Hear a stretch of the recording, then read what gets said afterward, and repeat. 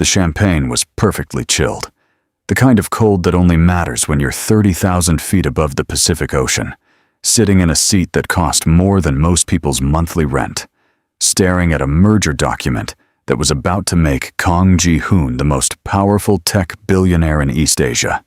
His pen hovered over the final clause. One signature, one stroke of the wrist. $3 billion would fold neatly into his empire like a napkin at a five-star restaurant. He had done this before. Signed things that changed lives.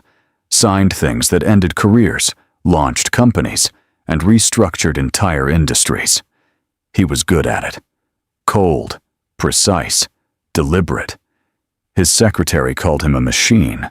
His board called him a genius. The Korean financial press called him the Iron Heir. None of those titles bothered him. None of them were wrong. He uncapped his pen. "Good evening, sir. Can I offer you something to drink before we begin our beverage service?" The voice stopped him, not because it was loud, not because it was unusual. It was the softest voice in the cabin, measured and professional, the kind of voice trained to soothe nervous flyers and impress difficult passengers. But something about its cadence reached inside his chest and pulled. His hand stilled. The pen didn't move. He told himself it was turbulence, except the air outside was glass smooth and the flight path was clean all the way to New York. He looked up. The world tilted.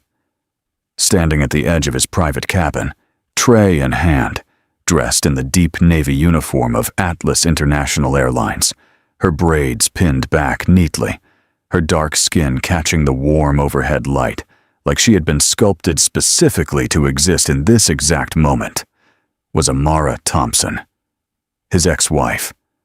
The woman he had spent 4 years and an embarrassing amount of private investigator fees trying to find.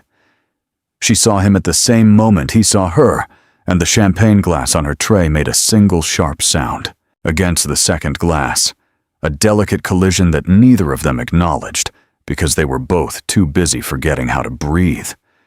Her eyes, those deep brown eyes that had once looked at him across a small restaurant table in Taiwan, and made him feel like the world had finally decided to be kind, went wide. Then they went professional. Then they went carefully, deliberately, painfully blank. "Sir," she said. Her voice did not shake. He almost respected that. Amara. His voice did shake. He did not respect himself for it. She placed the glass on his table with the practiced grace of someone who had trained herself to be invisible in difficult rooms, and she said, "Can I get you anything else?"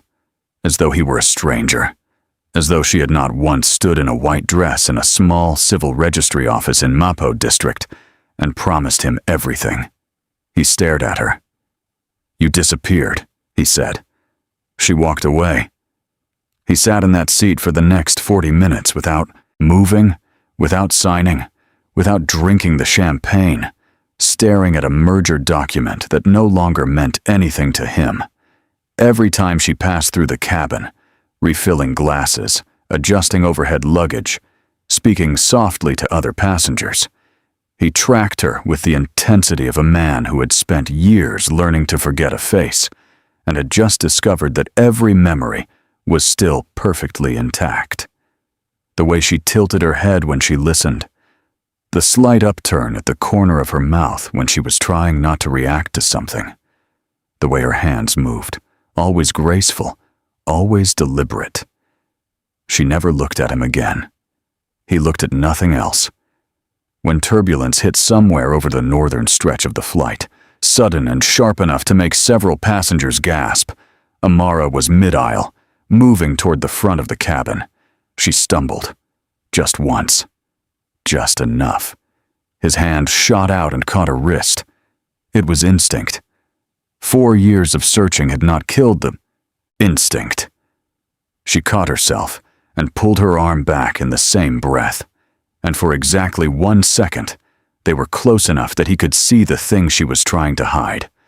The tremor in her jaw, the way she pressed her lips together and looked somewhere past his shoulder, the small war happening behind her eyes. "I'm fine," she said. "I know," he said. "You've always been fine. That's the problem." She moved away. He waited until 40 minutes before landing, then pressed the call button. When she appeared, her expression was composed in the way that expensive training produces. Pleasant surface, nothing underneath, completely unreadable. "Mr. Kang, how can I help you?" "I'd like to file a complaint," he said. She blinked once. "I'm sorry to hear that. I can connect you with our senior. I'd like to file it personally, in private, when we land." "Sir, there are proper channels for Amara." He said her name like a door opening. "You're not getting off this plane without talking to me." She held his gaze for a moment, and something flickered there. Something that was not quite anger, and not quite longing, and was probably, he thought, some combination of every complicated emotion that accumulated between two people who had loved each other and lost each other in the worst possible way. "I'll inform the ground team," she said, and walked away. He finally signed the merger document. He wasn't sure why. Force of habit, maybe. Or maybe it was the simple fact that billionaires do not stop being billionaires just because their hearts are doing something inconvenient. The private Atlas lounge at JFK was the kind of room designed to make powerful people feel comfortable having uncomfortable conversations. Muted lighting, soft carpet, a drinks cart that nobody touched, wide windows showing the tarmac where the world continued moving while inside. Time felt suspended. Ji-Hoon stood when she walked in. She didn't sit. "You have 10 minutes, she said. And she folded her arms across her chest like a woman building a wall with whatever material was available. 4 years, he said. 10 minutes, Ji-Hoon. You vanished. Your number, your address, your family moved. I didn't even know which country you were in. I had investigators on 3 continents. And yet here I am, she said, her voice flat. Still breathing. Imagine that. Why? He took a step toward her. Why did you leave without telling me? Without a single word? You were my wife. Something crossed her face then, fast and sharp, like lightning that doesn't intend to be seen. Was I? She said quietly. Because the last thing I heard was that you were engaged. Not to me. He went very still. I heard it from your own family's press release, she continued, and now there was something beneath the professionalism, something that had been sitting in a locked room for 4 years and was done being patient. Hanseo-yeon, political heiress, perfect family, perfect alliance. I read the entire announcement. 3 paragraphs about her background, and 2 sentences about how the union would strengthen the Kang Group's government ties. She paused. I wasn't mentioned. I had been erased. Amara, I understood, she said. And the way she said it, the controlled devastation of it, hit him harder than anger would have. I understood what I was.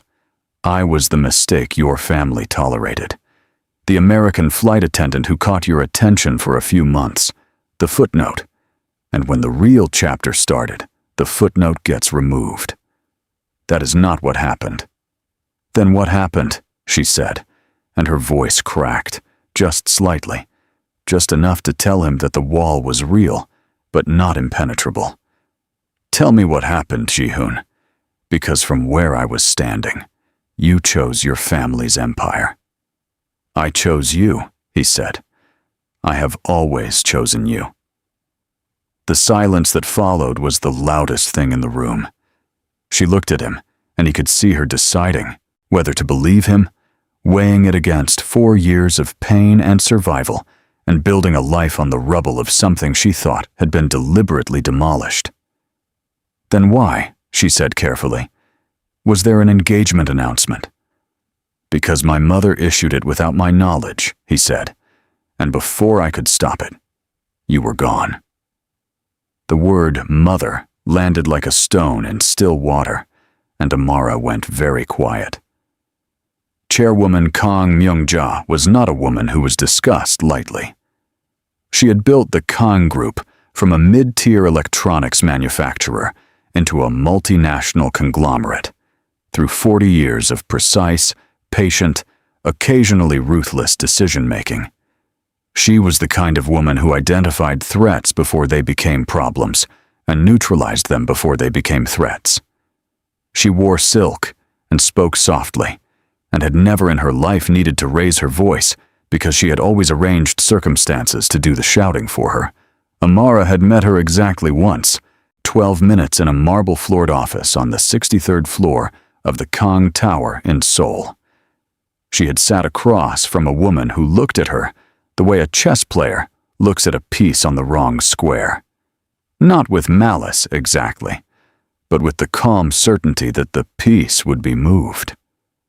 "Your relationship with my son is a distraction," Chairwoman Kang had said, and she had said it pleasantly, the way one mentions the weather. "I don't say this unkindly. You are clearly an intelligent woman. But Kang Ji-Hoon is not a man who can afford distractions. Not at this stage." Amara had told Ji-Hoon about the meeting that evening. He had been furious. He had called his mother. There had been a long, loud conversation that she had heard through the walls of his apartment. She had believed afterward that it was settled. She had been wrong. 3 weeks after that conversation, while Ji-Hoon was in Tokyo closing a deal, a woman had appeared at the door of the apartment Amara and Ji-Hoon shared in Seoul. Not Chairwoman Kang herself. She did not do her own errands, but a composed young executive assistant carrying a slim folder. Inside the folder were photographs. Amara's younger brother, Marcus, outside his university campus. Her mother, walking from a grocery store in Atlanta. Her father's small auto repair business, the one he had spent 20 years building. Financial documents showing the outstanding loan on that business. A number, written in clean script, beside it. "The chairwoman would like to offer a gesture of goodwill toward your family," the assistant had said, in perfectly accented English. "Your father's loan cleared, a full scholarship for your brother, a monthly allowance to your mother for 5 years, in exchange for a clean separation." She paused. "The chairwoman also wanted you to be aware that the engagement between Mr. Kang and Miss Han has been announced this morning." Amara had looked at those photographs for a very long time. She had asked one question. "Does Ji-Hoon know about this offer?" The assistant had smiled carefully. "Mr. Kang is fully aware of his family's intentions." She had been lied to. She had not known it then. She took the money. She packed 2 suitcases. She left a note that said only, "I understand. Please don't look for me." She moved her family to a different city. She transferred to a new airline route. She rebuilt, quietly, painfully, with the particular determination of a woman who had decided that surviving was its own kind of victory. She had not cried on the plane leaving Seoul. She had cried exactly once, in a hotel bathroom in Dubai during a layover, and then she had washed her face and gone back to work and refused to cry again. Now she stood in a JFK lounge and listened to Kang Ji-Hoon tell her that everything she had believed was a lie, and she wanted, with an intensity that frightened her, to believe him. "The engagement was false," he said. "My mother announced it to the press to create a public fact that would be difficult to undo. I broke it within a week. Han Seo-yeon knew it was never real. She had her own reasons for agreeing to the arrangement temporarily. I flew back from Tokyo, and I went to our apartment, and you were gone." He stopped. His voice had gone rough. "Your key was on the counter. Your closet was empty. There was a note that told me to stop looking." "And you looked anyway," she said, not quite a question. "I looked for 4 years," he said. "Yes." She turned away from him, facing the window, watching a cargo plane taxi slowly across the tarmac. Her reflection in the glass showed a woman holding herself together with extraordinary effort. "Your mother sent someone to my apartment," she said. "They had photographs of my family, my brother's schedule, my father's debt." She paused. "They told me you knew." The silence behind her was devastating. "She had your family surveilled," he said. His voice had changed. It had gone quiet in the particular way of someone who is very, very angry and is not yet ready to express it. "It seems so." "How long?" "Long enough to know exactly what pressure to apply." She turned back to face him. "She's good at what she does, Ji-Hoon. I'll give her that." He sat down. She had never, in the years she had known him, seen him sit down like that. Not with confidence, not decisively, but with the weight of something he hadn't been prepared to carry. "She destroyed our marriage," he said. "She protected her empire," Amara said, and there was no bitterness in it. Just the flat accuracy of a woman who had spent 4 years understanding exactly what had happened to her. "We were a threat to the plan. She eliminated the threat. It's what she does." "Amara." He looked up at her. "I am sorry. I know that is insufficient." "It is," she agreed. "I know it doesn't undo. It doesn't. I know you don't owe me anything." "I don't." He stood up. He crossed the distance between them and stopped, close enough that she had to make the choice to hold her ground or step back. She held her ground. She had always been better at standing firm than he gave her credit for. "Then let me earn it," he said. "Let me show you what actually happened. Every record, every investigation file, everything I did to find you, everything my mother did to make sure I couldn't." He held her gaze. "You built your life. I know that. I'm not asking you to demolish it. I'm asking you to look at the truth before you decide what to do with it." She looked at him for a long time. "Fine," she said finally. Back in Seoul, in the 63rd floor office of Kang Tower, Chairwoman Kang received a brief message from one of the 3 people she employed specifically to monitor her son's movements. The message contained 4 words. He found her. JFK. The chairwoman set down her tea. She folded her hands on her desk. She looked out at the city spread below her like a map she had spent decades learning to read. "Prepare the board," she said to the assistant beside her, "and find out everything about her current situation." The assistant nodded and left quietly. The chairwoman returned to her tea. She was not alarmed. She had managed this before. She would manage it again. She was, however, paying attention. Ji-Hoon spent 3 days in New York. He rescheduled 4 meetings, delegated 2 others, and told his secretary, who had seen him survive hostile takeovers, public scandals, and a particularly grueling regulatory investigation, that he needed a week. His secretary, who had also never heard him use the word need in a non-corporate context, simply said, "Yes, sir," and blocked his calendar. He and Amara met at a small cafe in Brooklyn that she had chosen. Neutral ground, public space, her terms. She came in her own clothes, without the uniform, and he was struck again by the fact that 4 years had not diminished anything. She was sharper now, more certain of herself.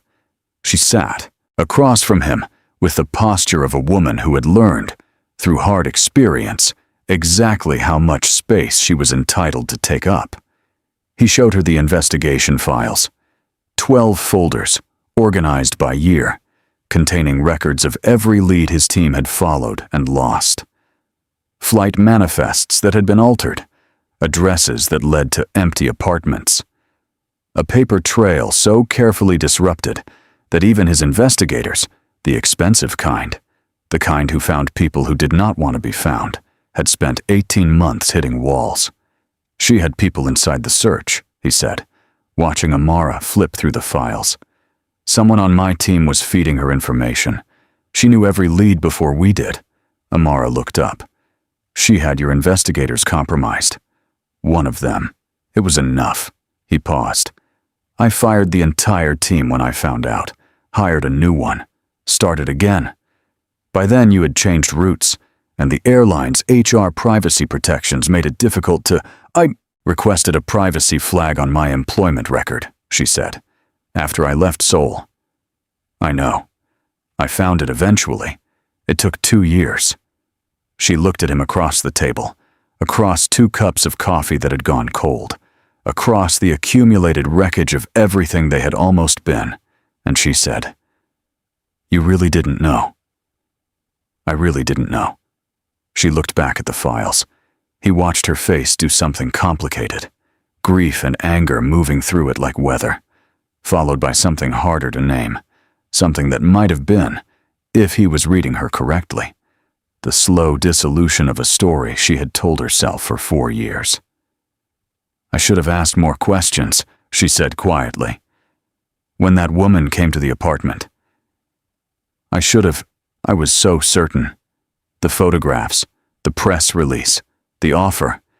It all felt like confirmation of something I had already been afraid of." She closed the folder. "I let my fear make my decisions." "You were protecting your family," said. "You were doing what she knew you would do. She chose the lever carefully." "She's very good," Amara said again. "I know," he said. "I grew up watching her work." That afternoon, he showed her something else, a recording, obtained through means he did not fully detail, of a conversation between his mother and the assistant who had visited Amara's apartment. The audio was partial, 3 minutes of a longer conversation, but it was enough. His mother's calm voice, discussing the transaction.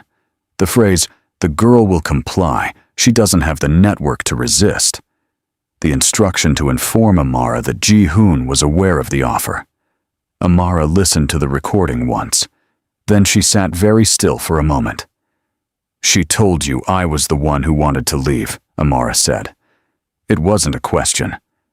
"She told me you had accepted a settlement and requested no further contact," he said. "She showed me a letter. It had your signature."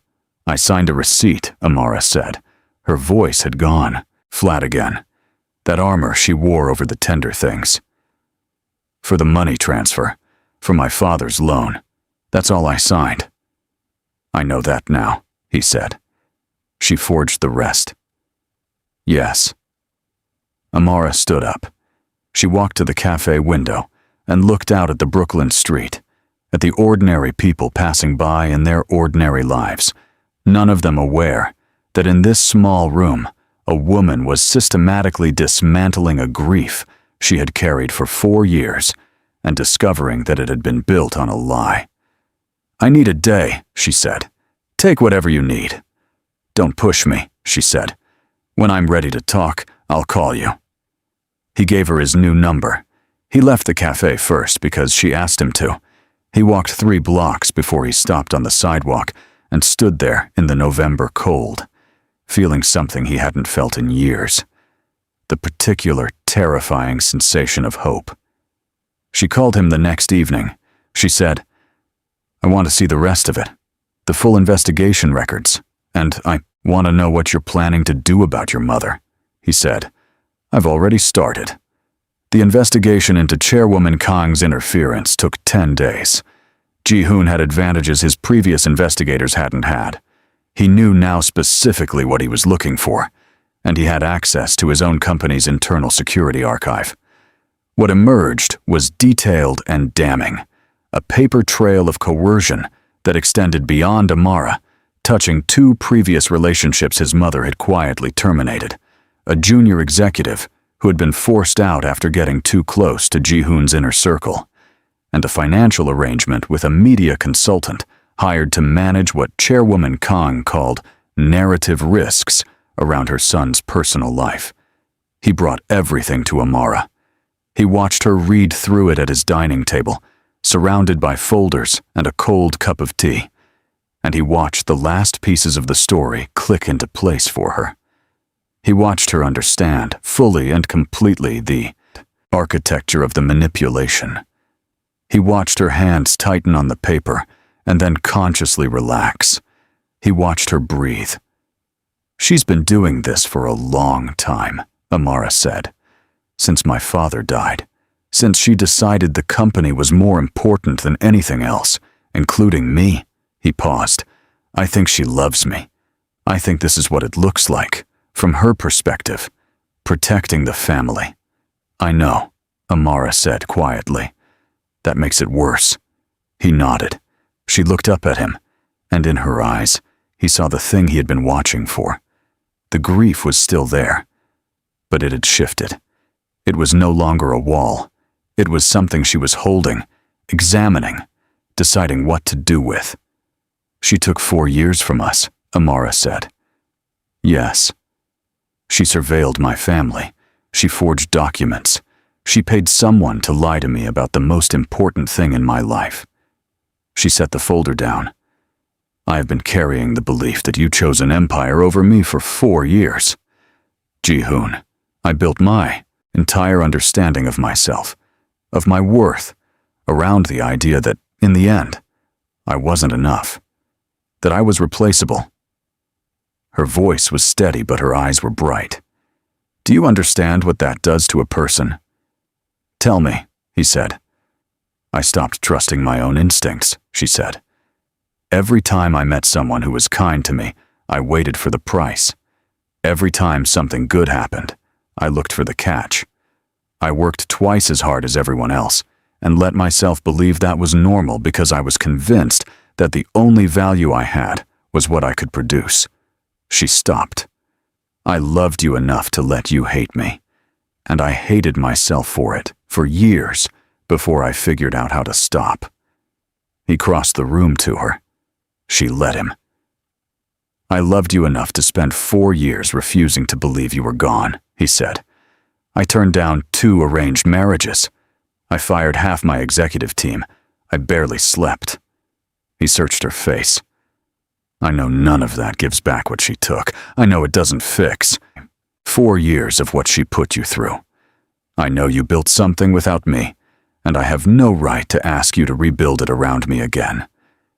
He reached up and touched her face, gently, like someone handling something infinitely precious. But I am asking. Marry me again, Amara. Let me do it right this time. The silence stretched between them. She didn't answer. Not that evening. She stood up, gathered her coat, and at the door she turned back and said, I'll think about it. And he thought he saw, before she turned away, the beginning of something in her expression that was not quite a smile, but was in the same family. She thought about it for 2 weeks. In those 2 weeks, she had long phone calls with her mother in Atlanta. She had coffee with her closest friend from flight training, a no-nonsense Jamaican woman named Patrice, who listened to the entire story, and then said, Baby, if you don't see how this ends, I cannot help you. She took long walks in Prospect Park, alone, with her thoughts and the cold November air, and she dismantled every argument she had been making against hope and examined it honestly. She had built a good life. That was real. She had completed an online business degree. She had saved money carefully. She had applied, quietly, to a management trainee program at the airline, and she had been accepted. She was not who she had been when she left Seoul, small and frightened and convinced that love was a luxury she had lost the right to. She was someone who had survived and grown and made herself. That was not something she was willing to give up, but she was also done lying to herself about what she felt. She called Ji-Hoon on a Tuesday morning and said, I need 2 things before I answer your question. He said without hesitation, Name them. First, she said, I need you to understand that I come back as myself, not as an appendage to your empire, not as a liability to be managed or a gap to be filled. I built something and I'm proud of it, and it comes with me. I know, he said. I would not ask for anything less. Second, she said, I need you to handle your mother, not for me, for yourself, because you cannot keep building your life on a foundation she is still controlling And you know it. Silence. I know it, he said. Then we can talk. The confrontation with chairwoman Kang happened on a Wednesday. Ji-Hoon arranged it at the company boardroom rather than her office. A deliberate choice. A statement about where the power in this conversation resided. He arrived with his legal team and a thick folder of documentation. His mother arrived immaculate, unhurried, and utterly unsurprised, which told him everything he needed to know about her intelligence operation. She sat across from him and looked at the folder and said nothing. He laid it out methodically. The coercion, the forgery, the surveilled investigation, the paid interference. He spoke for 22 minutes and she listened without interrupting, which was its own kind of confirmation. When he finished, she said, "I protected you from weakness." He had known she would say something like that. He had prepared for it. And still, it landed with the force of a slap. "You destroyed my marriage," he said. "I protected the company. You forged documents in my name. You had my wife's family surveilled and threatened. You had my own investigators compromised." He leaned forward. "There is no version of this that is protection. This is control. You have been running my personal life like a subsidiary since my father died, and I am done treating it as loyalty." She looked at him across the table, and for the first time in his memory, he saw something uncertain move behind her eyes. "She is not suitable." "She is my wife," he said. "She will be my wife again. That decision has been made. What you are deciding right now is whether you want to remain a part of this family, or whether you want me to take everything I have in this folder to the company ethics board and let them decide what Kang Group does with a chairwoman who forged documents and coerced her son's spouse." He paused. "I would prefer the first option. I believe you prefer it too." The silence was long and cold. "You would not," she said. "I would," he said. "I have already transferred voting authority documents to my legal team as a contingency. It takes one email." She looked at him for a very long time. Then she said, "You have your father's stubbornness." "I have your stubbornness," he said. "That's what makes this credible, and you know it." Something shifted in the room. Not warmth. That was too much to hope for between these two in this place. But a kind of acknowledgement, a recognition of where the lines now were. "What do you want?" she said. "I want you to step back from my personal life, completely and permanently. I want a formal restructuring of voting rights that ensures the board cannot be used to pressure decisions about my private affairs. And I want a private acknowledgement, not public. I'm not interested in humiliating you, of what you did to Amara and what it cost." She was quiet for a moment. "And if I refuse?" "Then we have a much longer conversation," he said.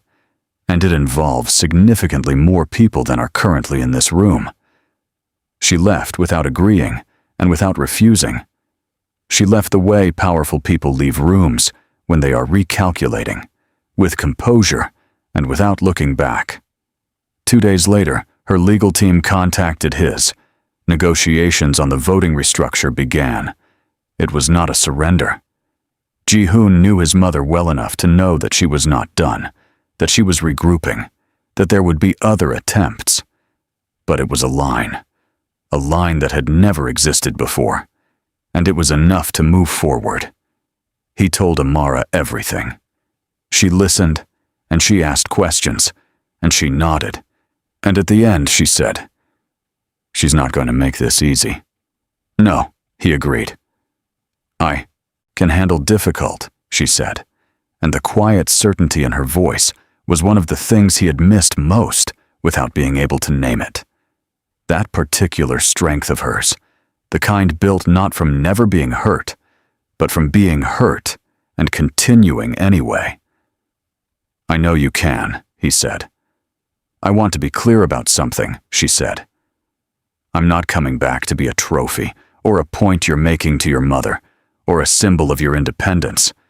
I am coming back because I love you. I've always loved you. That was never in question." She met his eyes. "If this stops being about love and starts being about something else, I will leave again. And this time, you won't find me." "I know," he said. "Good," she said. "Then yes." He looked at her. "Yes," she said again, and smiled. And it was the realest thing he had seen in 4 years. The press conference was scheduled on a Thursday morning. The financial press expected a merger announcement. There had been deliberate rumors seeded about a new acquisition in the European market, enough to fill the room with cameras and journalists. Ji-Hoon stood at the podium in a dark suit, his legal team to one side, his communications director to the other. His mother stood to his left. She had insisted. He had allowed it because she was still chairwoman, and he was not yet at war with her, and because part of him, the part that was still her son, believed she deserved the chance to handle this with dignity. The room settled. He leaned into the microphone. 4 years ago, he said, the most important person in my life was forced to disappear. The room shifted. Notebooks came up. Phones appeared.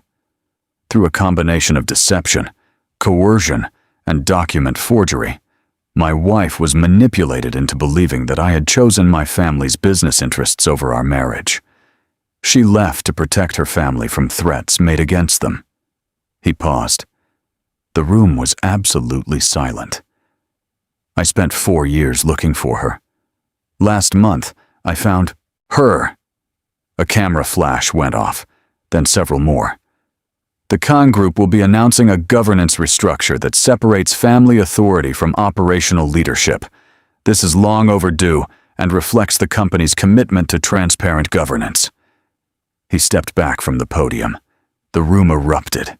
He walked off the left side of the stage, where Amara was standing behind a sound curtain in a deep burgundy dress, her braids loose around her shoulders, her face calm in the particular way of someone who has decided to stop being afraid.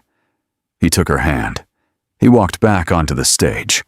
The room got louder. He spoke into the microphone, his voice steady. "This is my wife. We will be remarrying. I wanted you to hear it from me, directly, rather than from a press release." The cameras were relentless. Somewhere in the crowd, a journalist shouted a question about the governance restructure. Another shouted something about the previous engagement. Someone near the back was already on the phone. The stock ticker did something interesting for about 40 minutes before stabilizing. The board sent 7 different messages to his phone in the following 3 hours. He read none of them. His mother, on the stage beside him, stood straight and still and expressionless. And later, in a brief statement of her own that nobody had asked for and everybody published, she said that she supported her son's personal decisions and wished the couple well. It was the most expensive sentence she had ever forced herself to say, and Ji-Hoon knew it, and he was grateful for it, even while knowing it was not enough. 2 weeks after the press conference, at the Kang Foundation's annual charity gala, Amara wore a black off-shoulder gown and stood in a room full of people who had opinions about her. She knew they had opinions. She could feel them, the assessments, the whispers, the particular kind of attention that is not admiration, but its close and unfriendly cousin. She handled it the way she had learned to handle everything, with her back straight and her face composed, and her absolute refusal to perform discomfort for an audience that hadn't earned it. She was speaking to the foundation's literacy director when chairwoman Kang appeared at her elbow. Ji-Hoon was across the room. Far enough. The chairwoman looked at her with the expression of someone who has decided to conduct a final test. "You understand," she said, quietly, pleasantly, in the tone she used for all her most dangerous conversations, that this world has certain expectations, certain standards. You are a lovely woman, but lovely women who do not belong here have a habit of finding it very uncomfortable. Amara looked at her. She thought about the apartment in Seoul and the photographs of her family and the assistant with the slim folder, and 4 years of rebuilding herself from the belief that she had not been enough.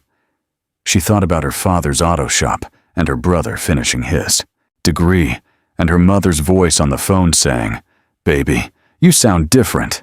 You sound like yourself again." She thought about the woman she had become in the space that grief had carved out. Tougher, sharper, more honest, more genuinely herself than she had ever been when she was afraid. She looked at Chairwoman Kang and said, calmly and clearly, "I survived you. I belong anywhere." The nearest cluster of guests went quiet. One of them began to applaud, softly at first, then less softly. The literacy director, who had heard the exchange, made no effort to hide her smile. Someone further along the room, who had not heard, but had seen, began to applaud as well, for reasons they couldn't fully articulate, but felt with certainty. Chairwoman Kang held her gaze for one more second. Then she inclined her head, barely the smallest possible acknowledgement, and moved away. Ji-Hoon was beside Amara within 30 seconds. "Are you all right?" he said. "I'm fine," she said. And this time when she said it, it was true. Entirely, uncomplicatedly true. "I'm better than fine. The governance restructure was completed within 6 weeks. A new board framework separated Chairwoman Kang's ceremonial role from operational decision-making authority. Ji-Hoon's voting rights were restructured in a way that made future interference effectively impossible. The political alliance that his mother had spent years building through his social life quietly dissolved, which caused a brief media ripple and then stopped being interesting. The former fiancé, Han Seo-yeon, issued a brief and somewhat dignified public statement, confirming that her previous connection to the Kang family had been a business arrangement, and wishing everyone involved well. She was, Ji-Hoon had always believed, a decent person placed in an indecent situation, and he wished her the same. His mother retreated to her role and stopped making moves against Amara, which was not forgiveness and not defeat, but was the specific kind of ceasefire that happens between people who respect each other's capability for damage. Ji-Hoon accepted it for what it was. Amara began the management trainee program and did not resign from it. She had told Ji-Hoon on their third conversation in Brooklyn that she was not going to be absorbed back into his life and lose what she had built, and he had heard her, and the life they were constructing now had space in it for her ambitions and her independence and her opinions that were frequently different from his and always worth hearing. He liked that she challenged him. He had forgotten how much until he found her again. She liked that he had not tried to make her smaller. She had worried, in the quiet hours before she said yes, that love's second attempt might be love performing what it remembered, rather than love encountering what had actually grown. But he was different too, less certain of his invincibility, more willing to sit in difficult conversations, quicker to say "I don't know" and mean it. Grief had done its work on both of them. It had taken things, but it had also cleared space. The remarriage ceremony was small by design. Ji-Hoon had suggested something larger, and Amara had looked at him with the particular expression she used when she was deciding whether to be patient or direct, and she had said, "The last time we got married, it was just us in a registry office, and I was the happiest I had ever been. Why would I want more people for round 2? He had laughed for the first time in what felt like months, and the decision was made. New York rooftop, December. String lights warm against a cold sky. Her brother Marcus, who had taken the scholarship and graduated, and could not stop hugging Ji-Hoon with a sincerity that was borderline alarming. Her mother, who cried from the moment she arrived and seemed completely unbothered by this. Patrice, in the most aggressively formal dress she owned, looking satisfied in the manner of someone whose advice has been validated. Ji-Hoon's oldest friend from university, who had received the call at 2 in the morning and said, "I knew it," and gone back to sleep, and shown up now wearing an expression of complete vindication. They stood facing each other in the winter light. He said, "4 years ago I failed to protect you from something you should never have had to face. I am not going to stand here and promise that the future holds nothing difficult, because I am not naive, and neither are you. But I promise that whatever it holds, I will be standing beside you for it. I will not let fear make my decisions, and I will not let my family make yours, and I will spend every year we have left treating you like the woman you actually are, which is extraordinary." She took a breath. She said, "I spent 4 years believing a story about myself that was not true. I believed I was the kind of woman who could be bought out of importance, who could be removed from a life and leave no permanent mark. And then I had to survive that belief, and in surviving it, I found out that the story was wrong. I am not that woman. I am the woman who came back." She held his gaze. "I love you. I have always loved you. I am done being frightened of that." He put the ring on her finger. She put the ring on his.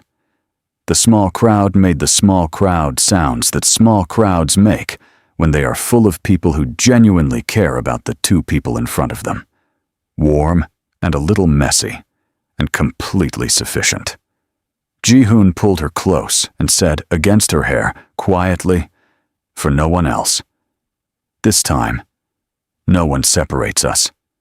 She tilted her head back and looked at him with the expression he had first fallen in love with, across a restaurant table in Itaewon. Steady and clear and entirely present. The expression of a woman who had decided to be exactly where she was. "Obviously," she said, and the city glittered beneath them, indifferent and magnificent, and the night was cold, and the lights were warm, and 4 years of loss folded itself quietly into the past where it belonged, leaving room, finally, for everything that came next. If this story moved you, held your attention, or made you feel something real, you know what to do. Hit that like button, leave a comment below, telling us which moment hit you hardest, and subscribe so you never miss another story like this one. We put everything into these narratives, and your support is what keeps them coming. See you in the next one.